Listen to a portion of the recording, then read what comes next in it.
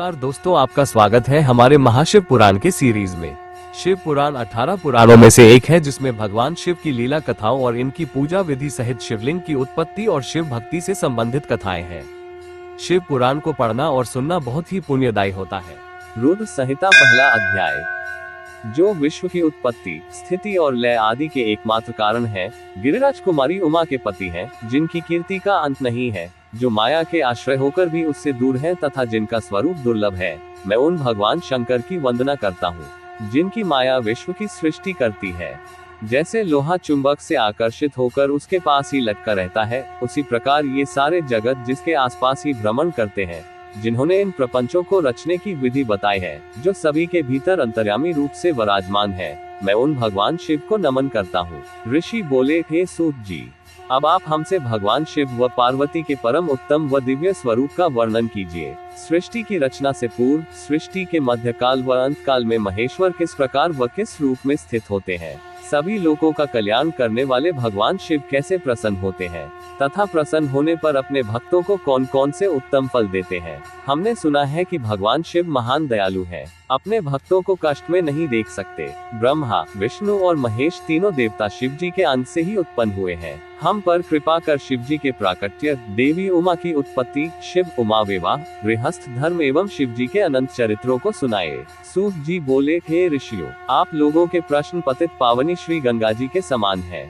ये सुनने वालों, कहने वालों और पूछने वालों, इन तीनों को पवित्र करने वाले हैं। आपकी इस कथा को सुनने की आंतरिक इच्छा है, इसलिए आप धन्यवाद के पात्र हैं। ब्राह्मणों, भगवान शंकर का रूप साधु, राजसी और तामसी तीनों प्रकृति के मनुष्यों को सदा आनंद प्रदान करने वाला है। वे मनुष्य जिनके मन में कोई तृष्णा नहीं है, ऐसे महात्मा पुरुष भगवान शिव के गुणों का ज्ञान करते हैं, क्योंकि शिव की भक्ति मन और कानों को प्रिय लगने वाली और संपूर्ण मनोरथों को देने वाली है। हे ऋषियों, मैं आपके प्रश्नों के अनुसार ही शिव के चरित्रों का वर्णन करता हूँ, आप उसे आदर पूर्वक श्रवण करें। आपके प्रश्नों के अनुसार ही नारद जी ने अपने पिता ब्रह्मा जी से यही प्रश्न किया था। तब ब्रह्मा जी ने प्रसन्न होकर शिव चरित्र सुनाया था। उसी संवाद को मैं तुम्हें सुनाता हूँ, क्योंकि उस संवाद में भवसागर से मुक्त कराने वाले गौरीश की अनेकों आश्चर्यमय लीलाएं वर्णित हैं। दूसरा अध्याय। सूत जी बोले, हे ऋषियों, एक समय की बात है, ब्रह्मपुत्र नारद जी हिमालय पर्वत की एक गुफा में बहुत दिनों से तपस्या कर रहे थे। उन्होंने दृढ़तापूर्वक समाधि लगाई थी और तप करने लगे थे। उनके उग्र तप का समाचार पाकर देवराज इंद्र कांप उठे। उन्होंने सोचा कि नारद मुनि मेरे स्वर्गलोक के राज्य को छीनना चाहते हैं। ये ख्याल आते ही इंद्र ने उनकी तपस्या में विघ्न डालने की कोशिश की। उन्होंने कामदेव को बुलाया और कहने लगे, हे कामदेव, तुम मेरे परम मित्र एवं हितैषी हो। नारद हिमाचल पर्वत की गुफा में बैठकर तपस्या कर रहा है। कहीं ऐसा न हो कि वह वरदान में ब्रह्मा जी से मेरा स्वर्ग ही मांग बैठे। अतः तुम वहां जाकर उसका तप भंग कर दो। यह आज्ञा पाकर कामदेव वसंत को साथ ले बड़े गर्व से उस स्थान पर गए और अपनी सारी कलाएं रच डाली।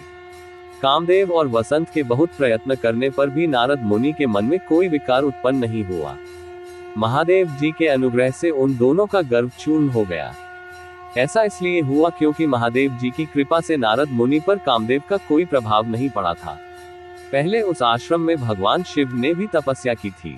उसी स्थान पर उन्होंने ऋषि मुनियों की तपस्या का नाश करने वाले कामदेव को भस्म कर डाला था। कामदेव को भस्म देखकर उनकी पत्नी रति ने बिलखते हुए भगवान शंकर से उन्हें जीवित करने की प्रार्थना की तथा सभी देवता भी शिव जी से प्रार्थना करने लगे। तो भगवान महादेव जी ने कहा था कि कुछ समय पश्चात कामदेव स्वयं जीवित हो जाएंगे, किंतु इस स्थान पर और इसके आसपास जहां तक भस्म दिखाई देती है, वहां तक कि पृथ्वी पर कामदेव की माया और काम बाण का कोई प्रभाव नहीं पड़ेगा। इस प्रकार उस स्थान से कामदेव लज्जित होकर वापस लौट आया। देवराज इंद्र ने जब ये सुना कि नारद जी पर कामदेव का कोई प्रभाव नहीं पड़ा, तो उन्होंने नारद जी की खूब प्रशंसा की। भगवान शिव की माया के कारण वे भूल गए थे कि शिव जी के शाप के कारण उस स्थान पर कामदेव की माया नहीं चल सकती। नारद जी भगवान शिव की कृपा से बहुत समय तक तपस्या करते रहे। अपने तप को पूर्ण हुआ समझकर नारद जी उठे तो उन्हें कामदेव पर विजय प्राप्त करने का ध्यान आया।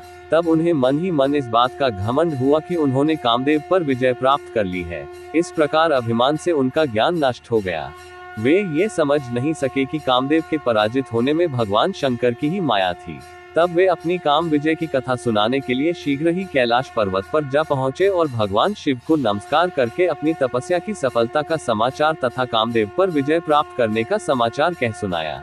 ये सब सुनकर महादेव जी ने नारद की प्रशंसा करते हुए कहा, हे नारद जी, आप परम धन्य हैं, परंतु मेरी एक बात याद रखना कि यह समाचार किसी अन्य देवता को मत सुनाना, विशेषकर भगवान विष्णु से तो इस बात को कदापि न कहना।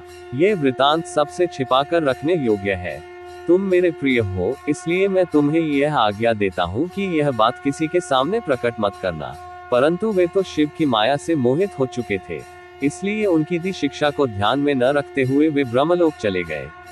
वहां ब्रह्मा जी को नमस्कार कर बोले, मैंने अपने तपोबल से कामदेव को जीत लिया है। ये सुनकर ब्रह्मा जी ने भगवान शिव चरणों का चिंतन करके सारा कारण जान लिया तथा अपने पुत्र नारद को ये सब किसी और से कहने के लिए मना कर दिया। नारद के मन में अभिमान के अंकुर हो गए थे, जिसके फलस्वरूप बुद्धि नष्ट हो गई थी। वे तो तुरंत विष्णुलोक पहुंचकर भगवान विष्णु को ये सारा किस्सा सुनाना चाहते थे, अतः शीघ्र ही वे ब्रह्मलोक से चल दिए। नारद मुनि को आते देखकर भगवान विष्णु सिंहासन से उठ खड़े हुए। उन्होंने नारद को गले लगा लिया और आदर सहित आसन पर बैठाया। भगवान शिव के चरणों का स्मरण करके भगवान विष्णु ने नारद जी से पूछा, नारद जी, आप कहां से आ रहे हैं और इस लोक में आपका शुभागमन किस लिए हुआ है? ये सुनकर नारद जी ने अहंकार सहित अपने तप के पूर्ण होने एवं कामदेव पर विजय प्राप्त करने का समस्त हाल उन्हें कह सुनाया। भगवान विष्णु काम के विजय के असली कारण को समझ चुके थे। वे नारद जी से बोले, हे नारद जी, आपकी कीर्ति एवं निर्मल बुद्धि धन्य है। काम, क्रोध एवं लोभ मोह उन मनुष्यों को पीड़ित करते हैं जो भक्तिहीन है। आप तो ज्ञान वैराग्य से युक्त एवं ब्रह्मचारी हैं, फिर भला ये काम आपका क्या बिगाड़ सकता था? देवर्षि नारद बोले, हे भगवान, ये सब आपकी कृपा का ही फल है। आपकी कृपा के आगे कामदेव की क्या सामर्थ्य है जो मेरा कुछ बिगाड़ सके? मैं तो सदा ही निर्भय हूँ। इतना कहकर नारद जी विष्णु भगवान को नमस्कार कर वहां से चल दिए। तीसरा अध्याय। सूत जी बोले, महर्षियों, नारद जी के चले जाने पर शिव जी की इच्छा से विष्णु भगवान ने एक अद्भुत माया रची। उन्होंने जिस ओर नारद जी जा रहे थे, वहां एक सुंदर नगर बना दिया। वह नगर बैकुंठ लोक से भी अधिक रमणीय था।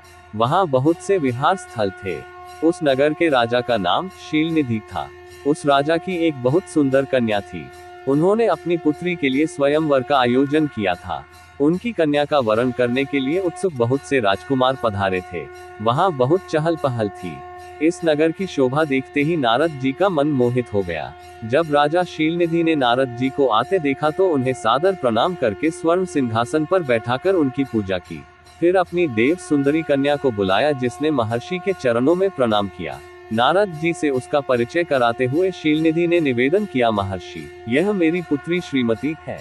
इसके स्वयंवर का आयोजन किया गया है। इस कन्या के गुण दोषों को बताने की कृपा कीजिए। राजा के ऐसे वचन सुनकर नारद जी बोले, राजन, आपकी कन्या साक्षात लक्ष्मी है। इसका भावी पति भगवान शिव के समान वैभवशाली, त्रिलोक जय, वीर तथा कामदेव को भी जीतने वाला होगा। ऐसा कहकर नारद मुनि वहां से चल दिए। शिव की माया के कारण वे काम के वशीभूत हो सोचने लगे कि राजकुमारी को कैसे प्राप्त करूं। स्वयंवर में आए सुंदर एवं वैभवशाली राजाओं को छोड़कर भला यह मेरा वरण कैसे करेगी। वे सोचने लगे कि नारियों को सौंदर्य बहुत प्रिय होता है। सौंदर्य को देखकर ही श्रीमती मेरा वरण कर सकती है। ऐसा विचार कर नारद जी फिर विष्णुलोक में जा पहुंचे और उन्हें राजा शीलनिधि की कन्या के स्वयंवर के बारे में बताया तथा उस कन्या के साथ विवाह करने की इच्छा व्यक्त की। उन्होंने भगवान विष्णु से प्रार्थना की कि वे अपना रूप उन्हें प्रदान करें ताकि श्रीमती उन्हें ही वरे। सूत जी कहते हैं, महर्षियों, नारद मुनि की ऐसी बात सुनकर भगवान मधुसूदन हंस पड़े और भगवान शंकर के प्रभाव का अनुभव करके उन्होंने इस प्रकार उत्तर दिया। भगवान विष्णु बोले, हे नारद, वहां आप अवश्य जाए। मैं आपका हित उसी प्रकार करूंगा जिस प्रकार पीड़ित व्यक्ति का श्रेष्ठ वैद्य करता है, क्योंकि तुम मुझे विशेष प्रिय हो। ऐसा कहकर भगवान विष्णु ने नारद मुनि को वानर का मुख तथा शेष अंगों को अपना मनोहर रूप प्रदान कर दिया। तब नारद जी अत्यंत प्रसन्न होते हुए अपने को परम सुंदर समझकर शीघ्र ही स्वयंवर में आ गए और उस राज्य सभा में जा बैठे। उस सभा में रुद्रगण ब्राह्मण के रूप में बैठे हुए थे। नारद जी का वानर रूप केवल कन्या और रुद्रगणों को ही दिखाई दे रहा था। बाकी सबको नारद जी का वास्तविक रूप ही दिखाई दे रहा था। नारद जी मन ही मन प्रसन्न होते हुए श्रीमती की प्रतीक्षा कर रहे थे। हे ऋषियों, वह कन्या हाथ में जयमाला लिए अपनी सखियों के साथ स्वयंवर में आई। उसके हाथों में सोने की सुंदर माला थी। वह शुभलक्षण राजकुमारी के समान अपूर्व शोभा पा रही थी। नारद मुनि का भगवान विष्णु जैसा शरीर और वानर जैसा मुख देख वह कुपित हो गई और उनकी ओर से दृष्टि हटाकर मनोवांछित वर की तलाश में आगे चली गई। सभा में अपने मनपसंद वर को न पाकर वह उदास हो गई। उसने किसी के भी गले में वरमाला नहीं डाली। तभी भगवान विष्णु राजा की वेशभूषा धारण कर वहां आ पहुंचे। विष्णु जी को देखते ही उस परम सुंदरी ने उनके गले में वरमाला डाल दी। विष्णु जी राजकुमारी को साथ लेकर तुरंत अपने लोक को चले गए। ये देखकर नारद जी विचलित हो गए। तब ब्राह्मणों के रूप में उपस्थित रुद्रगणों ने नारद जी से कहा, हे नारद जी, आप व्यर्थ ही काम से मोहित हो सौंदर्य के बल से राजकुमारी को पाना चाहते हैं। पहले जरा अपना वानर के समान मुख तो देख लीजिए। सूत जी बोले। ये वचन सुनकर नारद जी को बड़ा आश्चर्य हुआ। उन्होंने दर्पण में अपना मुंह देखा। वानर के समान मुख को देखकर वे अत्यंत क्रोधित हो उठे तथा दोनों रुद्रगणों को शाप देते बोले, तुमने एक ब्राह्मण का मजाक उड़ाया है, अतः तुम ब्राह्मण कुल में पैदा होकर भी राक्षस बन जाओ। ये सुनकर वे शिवगण कुछ नहीं बोले, बल्कि इसे भगवान शिव की इच्छा मानते हुए उदासीन भाव से अपने स्थान को चले गए और भगवान शिव की स्तुति करने लगे। चौथा अध्याय। ऋषि बोले, हे सूत जी, रुद्रगण चले जाने पर नारद जी ने क्या किया और वे कहाँ गए, इस सब के बारे में भी हमें बताइए। सूत जी बोले, हे ऋषियों, माया से मोहित नारद जी उन दोनों शिवगणों को शाप देकर भी मोहवश कुछ जान न सके। तत्पश्चात क्रोधित होते हुए वे तालाब के पास पहुंचे और वहां जल में पुनः अपनी परछाई देखी तो उन्हें फिर वानर जैसी आकृति दिखाई दी। उसे देखकर नारद जी को और अधिक क्रोध चढ़ आया। वे सीधे विष्णुलोक की ओर चल दिए। वहां पहुंचकर भगवान विष्णु से वे बोले, हे हरि, तुम बड़े दुष्ट हो। अपने कपट से विश्व को मोहने वाले तुम दूसरों को सुखी होता नहीं देख सकते। तभी तो तुमने सागर मंथन के समय मोहिनी का रूप धारण कर दैत्यों से अमृत का कलश छीन लिया था और उन्हें अमृत की जगह मदिरा पिलाकर पागल बना दिया था। यदि उस समय भगवान शंकर दया करके विष को न पीते तो तुम्हारा सारा कपट प्रकट हो जाता। तुम्हें कपटपूर्ण चालें अधिक प्रिय है। भगवान महादेव जी ने ब्राह्मणों को सर्वोपरि बताया है। आज तुम्हें मैं ऐसी सीख दूंगा जिससे तुम फिर कभी कहीं भी ऐसा कार्य नहीं कर सकोगे। अब तक तुम्हारा किसी शक्तिशाली मनुष्य से पाला नहीं पड़ा है, इसलिए तुम निडर बने हुए हो, परंतु अब तुम्हें तुम्हारी करनी का पूरा फल मिलेगा। माया मोहित नारद जी क्रोध से खिन्न थे। वे भगवान विष्णु को शाप देते हुए बोले, विष्णु, तुमने स्त्री के लिए मुझे व्याकुल किया है। तुम सभी को मोह में डालते हो। तुमने राजा का रूप धारण करके मुझे छला था, इसलिए मैं तुम्हें शाप देता हूँ कि तुम्हारे जिस रूप ने कपटपूर्वक मुझे छला है, तुम्हें वही रूप मिले। तुम राजा होगे और इसी तरह वियोग भोगोगे जिस तरह मैं भोग रहा हूँ। तुमने जिन वानरों समान मेरी आकृति बना दी है, वही वानर तुम्हारी सहायता करेंगे। तुम दूसरों को स्त्री वियोग का दुख देते हो, इसलिए तुम्हें भी यही दुख भोगना पड़ेगा। तुम्हारी स्थिति अज्ञान से मोहित मनुष्य जैसी हो जाएगी। अज्ञान से मोहित नारद जी का शाप विष्णु भगवान ने स्वीकार कर लिया। तत्पश्चात उन्होंने महालीला करने वाली मोहिनी माया को समाप्त कर दिया। माया के जाते ही नारद जी का खोया अज्ञान लौट आया और उनकी बुद्धि पहले की तरह हो गई। उनकी सारी व्याकुलता चली गई तथा मन में आश्चर्य उत्पन्न हो गया। ये सब जानकर नारद जी बहुत पछताने लगे और अपने को धिक्कारते हुए भगवान विष्णु के चरणों में गिर पड़े और उनसे क्षमा मांगने लगे। नारद जी कहने लगे कि मैंने अज्ञानवश होकर और माया के कारण आपको जो शाप दे दिया है, वह झूठा हो जाए। भगवान, मेरी बुद्धि खराब हो गई थी, जो मैंने आपके लिए बुरे वचन अपनी जबान से निकाले। मैंने बहुत बड़ा पाप किया है। हे प्रभु, मुझ पर कृपा कर मुझे ऐसा कोई उपाय बताइए जिससे मेरा सारा पाप नष्ट हो जाए। कृपया मुझे प्रायश्चित का तरीका बताइए। तब श्री विष्णु ने उन्हें उठाकर मधुर वाणी में कहा, हे महर्षि, आप दुखी न हो, आप मेरे श्रेष्ठ भक्त हैं, इसमें कोई संदेह नहीं है। नारद जी, आप चिंता मत कीजिए, आप परम धन्य हैं। आपने अहंकार के वशीभूत होकर भगवान शिव की आज्ञा का पालन नहीं किया था, इसलिए उन्होंने ही आपका गर्व नष्ट करने के लिए ये लीला रची थी। वे निर्गुण और निर्विकार हैं और सत, रज और तम आदि गुण से परे हैं।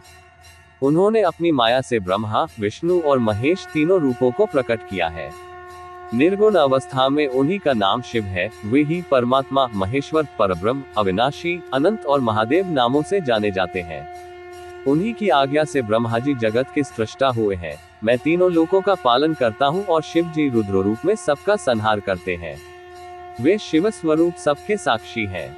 वे माया से भिन्न और निर्गुण हैं। वे अपने भक्तों पर सदा दया करते हैं। मैं तुम्हें समस्त पापों का नाश करने वाला, भोग एवं मोक्ष प्रदान करने वाला उपाय बताता हूँ। अपने सारे शकों एवं चिंताओं को त्याग कर भगवान शंकर की यश और कीर्ति का गुणगान करो और सदा अनन्य भाव से शिव जी के शतनाम स्तोत्र का पाठ करो।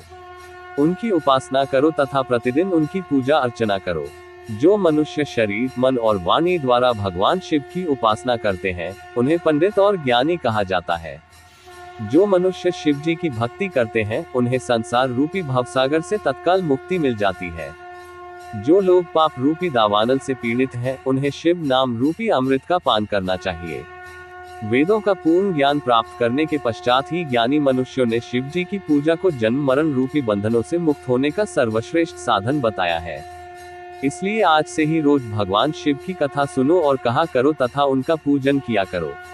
अपने हृदय में भगवान शिव के चरणों की स्थापना करो तथा उनके तीर्थों में निवास करते हुए उनकी स्तुति कर उनका गुणगान करो।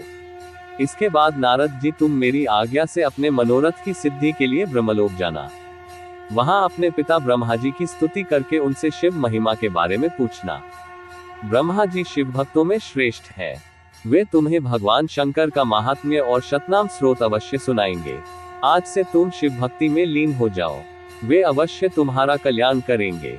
ये कहकर विष्णु जी अंतर्धान हो गए। 5वां अध्याय। सूत जी बोले, महर्षियों, भगवान श्रीहरि के अंतर्धान हो जाने पर मुनिश्रेष्ठ नारद शिवलिंगों का भक्तिपूर्वक दर्शन करने के लिए निकल गए। इस प्रकार भक्ति मुक्ति देने वाले अनेक शिवलिंगों के उन्होंने दर्शन किए। जब उन रुद्रगणों ने नारद जी को वहां देखा तो वे दोनों गण अपने शाप की मुक्ति के लिए उनके चरणों पर गिर पड़े और उनसे प्रार्थना करने लगे कि वे उनका उद्धार करें। नारद मुने, हम आपके अपराधी हैं। राजकुमारी श्रीमती के स्वयंवर में आपका मन माया से मोहित था। उस समय भगवान शिव की प्रेरणा से आपने हमें शाप दे दिया था। अब आप हमारी जीवन रक्षा का उपाय कीजिए। हमने अपने कर्मों का फल भोग लिया है।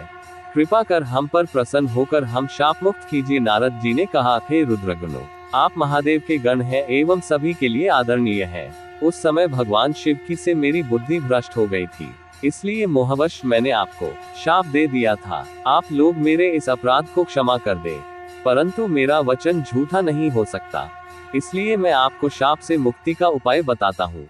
मुनिव विश्रवा के वीर्य द्वारा तुम एक राक्षसी के गर्भ में जन्म लोगे। समस्त दिशाओं में रावण और कुंभकर्ण के नाम से प्रसिद्धि पाओगे। राक्षस राज का पद प्राप्त करोगे। तुम बलवान व वैभव से युक्त होगे। तुम्हारा प्रताप सभी लोकों में फैलेगा। समस्त ब्रह्मांड के राजा होकर भी भगवान शिव के परम भक्तों में होगे। भगवान शिव के ही दूसरे स्वरूप श्री विष्णु के अवतार के हाथों से मृत्यु पाकर तुम्हारा उद्धार होगा तथा फिर अपने पद पर प्रतिष्ठित हो जाओगे। सूत जी कहने लगे कि इस प्रकार नारद जी का कथन सुनकर वे दोनों रुद्रगण प्रसन्न होते हुए वहां से चले गए और नारद जी भी आनंद से सराबोर हो मन ही मन शिव जी का ध्यान करते हुए शिव तीर्थों का दर्शन करने लगे। इसी प्रकार भ्रमण करते करते वे शिव की प्रिय नगरी काशीपुरी में पहुंचे और काशीनाथ का दर्शन कर उनकी पूजा उपासना की।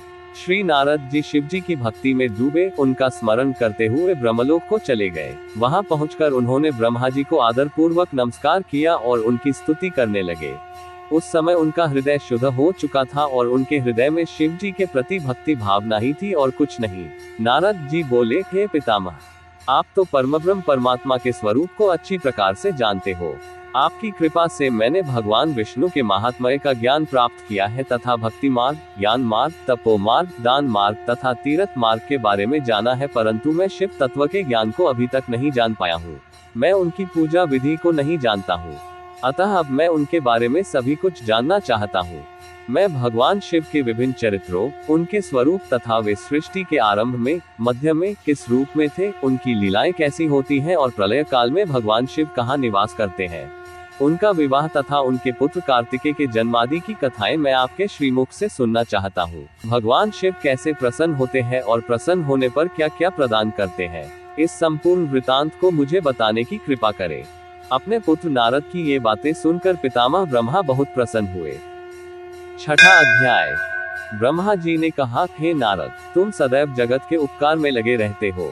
तुमने जगत के लोगों के हित के लिए बहुत उत्तम बात पूछी है, जिसके सुनने से मनुष्य के सब जन्मों के पापों का नाश हो जाता है। उस परमब्रह्म शिव तत्व का वर्णन मैं तुम्हारे लिए कर रहा हूँ। शिव तत्व का स्वरूप बहुत सुंदर और अद्भुत है। जिस समय महाप्रलय आई थी और पूरा संसार नष्ट हो गया था तथा चारों ओर सिर्फ अंधकार ही अंधकार था, आकाश व ब्रह्मांड तारों व ग्रहों से रहित होकर अंधकार में डूब गए थे, सूर्य और चंद्रमा दिखाई देने बंद हो गए थे, सभी ग्रहों और नक्षत्रों का कहीं पता नहीं चल रहा था, दिन रात अग्नि जल कुछ भी नहीं था, प्रधान आकाश और अन्य तेज भी शून्य हो गए थे, शब्द स्पर्श गंध रूप रस का अभाव हो गया था, सत्य असत्य सब कुछ खत्म हो गया था, तब सिर्फ सत्य ही बचा था। उस तत्व को मुनिजन एवं योगी अपने हृदय के भीतर ही देखते हैं। वाणी नाम रूप रंग आदि की वहां तक पहुंच नहीं है। उस परब्रह्म के विषय में ज्ञान और अज्ञान से किए गए संबोधन के द्वारा कुछ समय बाद अर्थात सृष्टि का समय आने पर एक से अनेक होने के संकल्प का उदय हुआ। तब उन्होंने अपनी लीला से मूर्ति की रचना की। वह मूर्ति संपूर्ण ऐश्वर्य तथा गुणों से युक्त, संपन्न, सर्वज्ञानमयी एवं सब कुछ प्रदान करने वाली है। यही सदाशिव की मूर्ति है। सभी पंडित विद्वान इसी प्राचीन मूर्ति को ईश्वर कहते हैं। उसने अपने शरीर से स्वच्छ शरीर वाली एवं स्वरूप भूता शक्ति की रचना की। वही परम शक्ति प्रकृति गुणमयी और बुद्धित्व की जननी कहलाई। उसे शक्ति अंबिका प्रकृति संपूर्ण लोकों की जननी त्रिदेवों की माता नित्या और मूल कारण भी कहते हैं। उसकी 8 भुजाओं एवं मुख की शोभा विचित्र है। उसके मुख के सामने चंद्रमा की कांति भी क्षीण हो जाती है। विभिन्न प्रकार के आभूषण एवं गतियां देवी की शोभा बढ़ाती हैं। वे अनेक प्रकार के अस्त्र शस्त्र धारण किए हुए हैं। सदा शिव को ही सब मनुष्य परम पुरुष ईश्वर शिव शंभु और महेश्वर कहकर पुकारते हैं। उनके मस्तक पर गंगा भाल में चंद्रमा और मुख में 3 नेत्र शोभा पाते हैं। उनके 5 मुख हैं तथा 10 भुजाओं के स्वामी एवं त्रिशूलधारी हैं। वे अपने शरीर में भस्म लगाए हैं। उन्होंने शिवलोक नामक क्षेत्र का निर्माण किया है। ये परम पावन स्थान काशी नाम से जाना जाता है। ये परम मोक्षदायक स्थान है। इस क्षेत्र में परमानंद रूप शिव पार्वती सहित निवास करते हैं। शिव और शिवा ने प्रलय काल में भी उस स्थान को नहीं छोड़ा, इसलिए शिव जी ने इसका नाम आनंदवन रखा है। एक दिन आनंदवन में घूमते समय शिव शिवा के मन में किसी दूसरे पुरुष की रचना करने की इच्छा हुई। तब उन्होंने सोचा कि इसका भार किसी दूसरे व्यक्ति को सौंपकर हम यही काशी में विराजमान रहेंगे। ऐसा सोचकर उन्होंने अपने वाम भाग के 10वें अंग पर अमृत मल दिया, जिससे एक सुंदर पुरुष वहां प्रकट हुआ, जो शांत और सत्व गुणों से युक्त एवं गंभीरता का अथाह सागर था। उसकी क्रांति इंद्रनील मणि के समान श्याम थी। उसका पूरा शरीर दिव्य शोभा से चमक रहा था तथा नेत्र कमल के समान थे। उसने हाथ जोड़कर भगवान शिव और शिवा को प्रणाम किया तथा प्रार्थना की कि मेरा नाम निश्चित कीजिए। ये सुनकर भगवान शिव हंसकर बोले कि सर्वत्र व्यापक होने से तुम्हारा नाम विष्णु होगा। तुम भक्तों को सुख देने वाले होगे। तुम यहीं स्थिर रहकर तप करो, वही सभी कार्यों का साधन है। ऐसा कहकर शिव जी ने उन्हें ज्ञान प्रदान किया तथा वहां से अंतर्धान हो गए। तब विष्णु जी ने 12 वर्ष तक वहां दिव्य तप किया। तपस्या के कारण उनके शरीर से अनेक जलधाराएं निकलने लगी। उस जल से सारा सूना आकाश व्याप्त हो गया। वह ब्रह्मरूप जल अपने स्पर्श मात्र से पापों का नाश करने वाला था। उस जल में भगवान विष्णु ने स्वयं शयन किया। नार अर्थात जल में निवास करने के कारण ही वे नारायण कहलाए। तभी से उन महात्मा से सब तत्वों की उत्पत्ति हुई। पहले प्रकृति से महान और उससे 3 गुण उत्पन्न हुए तथा उनसे अहंकार उत्पन्न हुआ। उससे शब्द स्पर्श रूप रस और गंध तथा 5 भूत प्रकट हुए। उनसे ज्ञानेंद्रियां और कर्मेंद्रियां बनी। उस समय एकाकार 24 तत्व प्रकृति से प्रकट हुए और उनको ग्रहण करके परम पुरुष नारायण भगवान शिव जी की इच्छा से जल में सो गए। 7वां अध्याय। ब्रह्मा जी कहते हैं, हे देवर्षि, जब नारायण जल में शयन करने लगे तब शिव जी की इच्छा से विष्णु जी की नाभि से एक बहुत बड़ा कमल प्रकट हुआ। उसमें असंख्य नालदंड थे। वह पीले रंग का था और उसकी ऊंचाई भी कई योजन थी। कमल सुंदर अद्भुत और संपूर्ण तत्वों से युक्त था। वह रमणीय और पुण्य दर्शनों के योग्य था। भगवान शिव ने मुझे अपने दाहिने अंग से उत्पन्न किया।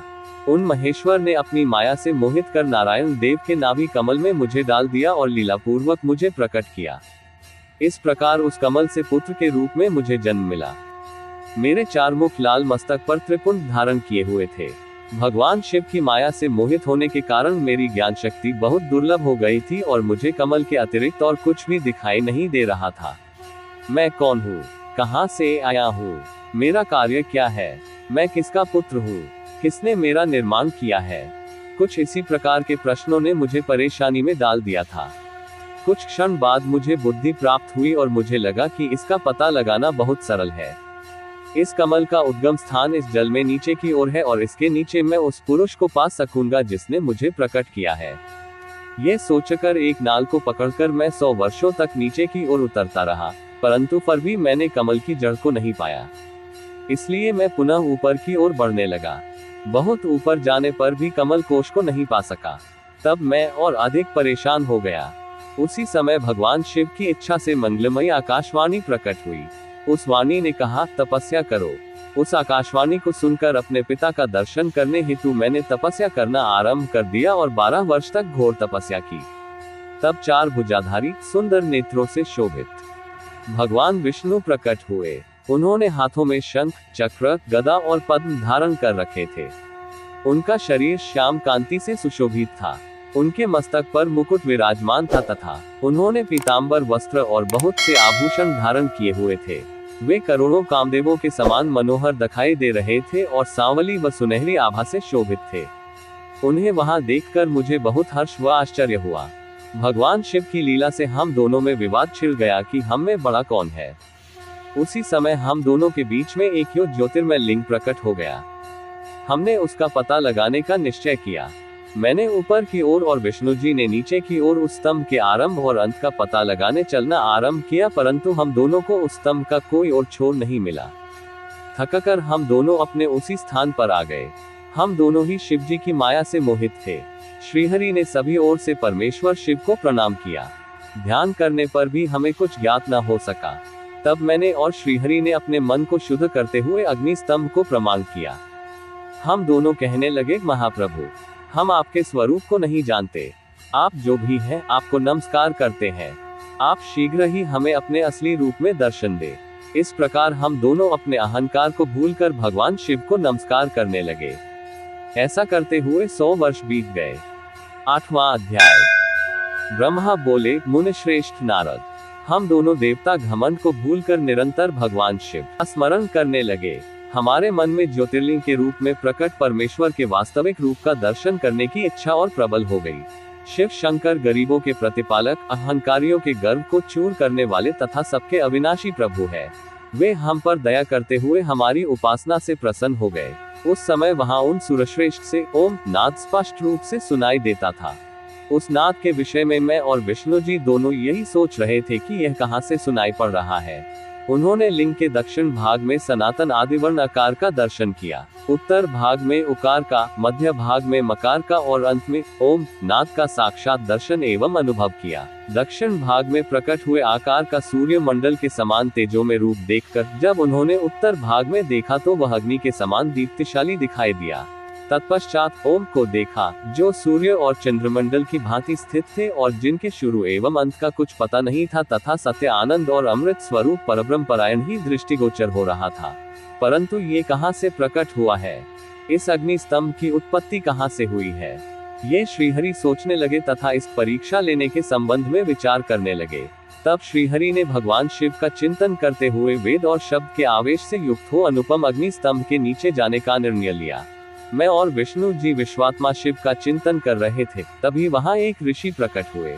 उन्हीं ऋषि के द्वारा परमेश्वर विष्णु ने जाना कि इस शब्द ब्रह्म में शरीर वाले परम लिंग के रूप में साक्षात परब्रह्म स्वरूप महादेव जी प्रकट हुए।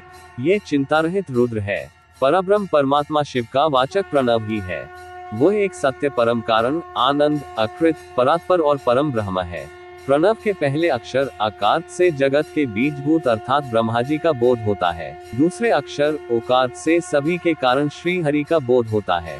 तीसरा अक्षर मकार से भगवान शिव का ज्ञान होता है। आकार सृष्टिकर्ता, उकार मोह में डालने वाला और मकार नित्य अनुग्रह करने वाला है। मकार अर्थात भगवान शिव बीजी अर्थात बीज के स्वामी है, तो आकार अर्थात ब्रह्मा जी बीज है। उकार अर्थात विष्णु जी योनि है, महेश्वर बीजी बीज और योनि है। इन सभी को नाद कहा गया है। बीजी अपने बीज को अनेकों रूपों में विभक्त करते हैं। बीजी भगवान शिव के लिंग से उकार रूप योनि में स्थापित होकर चारों तरफ ऊपर की ओर बढ़ने लगा। वह दिव्य अंड कई वर्षों तक जल में रहा। हजारों वर्ष के बाद भगवान शिव ने इस अंड को 2 भागों में विभक्त कर दिया। तब इसके 2 भागों में से पहला स्वर्णमय कपाल ऊपर की ओर स्थित हो गया, जिससे स्वर्गलोक उत्पन्न हुआ तथा कपाल के नीचे के भाग से 5 तत्वों वाली पृथ्वी प्रकट हुई। उस अंड से चतुर्मुख ब्रह्मा उत्पन्न हुए, समस्त लोकों के सृष्टा हैं। भगवान महेश्वर ही अ उ व म त्रिविध रूपों में वर्णित है। इसलिए ज्योतिर्लिंग स्वरूप सदाशिव को ओम कहा गया है। इसकी सिद्धि यजुर्वेद में भी होती है। देवेश्वर शिव को जानकर विष्णु जी ने शक्ति संभूत मंत्रों द्वारा एवं महान अभ्युदय से शोभित भगवान शिव स्तुति करनी शुरू कर दी। इसी समय मैंने और विश्वपालक भगवान विष्णु ने एक अद्भुत व सुंदर रूप देखा, जिसके 5 मुख, 10 भुजा, कपूर के समान गौरवर्ण, परम कांति में, अनेक आभूषणों से विभूषित, महान उदार, महावीर्यवान और महापुरुषों के लक्षण से युक्त था, और जिसके दर्शन पाकर मैं और विष्णु जी धन्य हो गए। अब परमेश्वर महादेव भगवान प्रसन्न होकर अपने दिव्यमय रूप में स्थित हो गए। आकार उनका मस्तक और आकार ललाट है। इकार दाहिना और ईकार बायां नेत्र है। उकार दाहिना और उकार बायां कान है। ऋकार दायां और ऋकार बायां गाल है। लरी नाक के छिद्र है। एकार और ऐकार उनके दोनों होंठ हैं। ओकार और औकार उनकी दोनों दंत पंक्तियां हैं। अण और अह देवाधिदेव शिव के तालु है। क आदि 5 अक्षर उनके दाहिने 5 हाथ हैं, और च आदि बाएं 5 हाथ हैं। त और ट से शुरू 5 अक्षर उनके पैर है। पकार पेट है। फकार दाहिना और बकार बायां पार्श्व भाग है। भकार कंधा, मकार हृदय है। हकार नाभि है। यक से स तक के 7 अक्षर 7 धातुएं हैं, जिनसे भगवान शिव का शरीर बना है। इस प्रकार भगवान महादेव व भगवती उमा के दर्शन कर हम दोनों कृतार्थ हो गए। हमने उनके चरणों में प्रणाम किया, तब हम 5 कलाओं ओकार जनित मंत्र का साक्षात्कार हुआ। तत्पश्चात महादेव जी ओम तत्वमसी महावाक्य दृष्टिगोचर हुआ, जो परम उत्तम मंत्र रूप है। इसके बाद धर्म और अर्थ का साधक बुद्धि स्वरूप 24 अक्षरीय गायत्री मंत्र हुआ, जो पुरुषार्थ रूपी फल देने वाला है। तत्पश्चात मृत्युंजय मंत्र, पंचाक्षर मंत्र तथा दक्षिणामूर्ति व चिंतामणि का साक्षात्कार हुआ। इन 5 मंत्रों को विष्णु भगवान ने ग्रहण कर जपना आरंभ किया। ईशो के मुकुट मणि ईशान है, जो पुरातत्व पुरुष है, हृदय को प्रिय लगने वाले, जिनके चरण सुंदर हैं, जो सांप को आभूषण के रूप में धारण करते हैं, जिनके पैर व नेत्र सभी ओर हैं, जो मुझ ब्रह्मा के अधिपति, कल्याणकारी तथा सृष्टिपालन एवं संहार करने वाले हैं। उन वरदायक शिव की मेरे साथ भगवान विष्णु ने प्रिय वचनों द्वारा संतुष्ट चित्त से स्तुति की। 9वां अध्याय। ब्रह्मा जी बोले, नारद, भगवान विष्णु द्वारा की गई अपनी स्तुति सुनकर कल्याणमय शिव बहुत प्रसन्न हुए और देवी उमा सहित वहां प्रकट हो गए। भगवान शिव के 5 मुख थे और हर मुख में 3-3 नेत्र थे। मस्तक में चंद्रमा, सिर पर जटा तथा संपूर्ण अंगों में विभूति लगा रखी थी। 10 भुजा वाले गले में नीलकंठ, आभूषणों से विभूषित, और माथे पर भस्म का त्रिपुंड लगाए थे। उनका ये रूप मन को मोहित करने वाला और परम आनंदमय था। महादेव जी के साथ भगवती उमा ने भी हमें दर्शन दिए। उनको देखकर मैंने और विष्णु जी ने पुनः उनकी स्तुति करनी शुरू कर दी। तब पापों का नाश करने वाले तथा अपने भक्तों पर सदा कृपा दृष्टि रखने वाले महेश्वर ने मुझे और भगवान विष्णु को श्वास से वेद का उपदेश दिया। तत्पश्चात उन्होंने हमें गुप्त ज्ञान प्रदान किया। वेद का ज्ञान प्राप्त कर कृतार्थ हुए विष्णु जी और मैंने भगवान शिव और देवी के सामने अपने दोनों हाथ जोड़कर नमस्कार किया तथा प्रार्थना की। विष्णु जी ने पूछा, हे देव, आप किस प्रकार प्रसन्न होते हैं तथा किस प्रकार आपकी पूजा और ध्यान करना चाहिए? कृपया कर हमें इसके बारे में बताएं तथा सदुपदेश देकर धन्य करें। ब्रह्मा जी कहते हैं, नारद, इस प्रकार श्री हरि की यह बात सुनकर अत्यंत प्रसन्न हुए कृपानिधान शिव ने प्रीतिपूर्वक ये बात की। श्री शिव बोले, मैं तुम दोनों की भक्ति से बहुत प्रसन्न हूँ। मेरे इसी रूप का पूजन व चिंतन करना चाहिए। तुम दोनों महाबली हो। मेरे दाएं बाएं अंगों से तुम प्रकट हुए हो। लोकपिता ब्रह्मा मेरे दाहिने पार्श्व से और पालनहार विष्णु मेरे बाएं पार्श्व से प्रकट हुए हो। मैं तुम पर भली भांति प्रसन्न हूँ और तुम्हें मनोवांछित फल देता हूँ। तुम दोनों की भक्ति सुदृढ़ हो। मेरी आज्ञा का पालन करते हुए ब्रह्मा जी आप जगत की रचना करें तथा भक्त विष्णु जी आप इस जगत का पालन कर। भगवान विष्णु बोले, प्रभु, यदि आपके हृदय में हमारी भक्ति से प्रीति उत्पन्न हुई और आप हम पर प्रसन्न होकर हमें वर देना चाहते हैं, तो हम यही वर मांगते हैं कि हमारे हृदय में सदैव आपकी अनन्य एवं अविचल भक्ति बनी रहे। ब्रह्मा जी बोले, नारद, विष्णु जी की यह बात सुनकर भगवान शंकर प्रसन्न हुए। तब हमने दोनों हाथ जोड़कर उन्हें प्रणाम किया। शिवजी कहते हैं, मैं सृष्टि, पालन और संहार करता हूँ। मेरा स्वरूप सगुण और निर्गुण है। मैं ही सच्चिदानंद निर्विकार परम ब्रह्म और परमात्मा हूँ। सृष्टि की रचना, रक्षा और प्रलय रूप गुणों के कारण मैं ही ब्रह्मा, विष्णु और रुद्र नाम धारण कर 3 रूपों में विभक्त हुआ हूँ। मैं भक्तवत्सल हूँ और भक्तों की प्रार्थना को सदैव पूरी करता हूँ। मेरे इसी अंश से रुद्र की उत्पत्ति होगी। पूजा की विधि विधान की दृष्टि से हम में कोई अंतर नहीं होगा। विष्णु, ब्रह्मा और रुद्र तीनों एक रूप होंगे। इनमें भेद नहीं है। इनमें जो भेद मानेगा वो घोर नरक को भोगेगा। मेरा शिवरूप सनातन है तथा सभी का मूलभूत रूप है। ये सत्य, ज्ञान एवं अनंत ब्रह्म है। ऐसा जानकर मेरे यथार्थ स्वरूप का दर्शन करना चाहिए। मैं स्वयं ब्रह्मा जी की भृकुटी से प्रकट होऊंगा।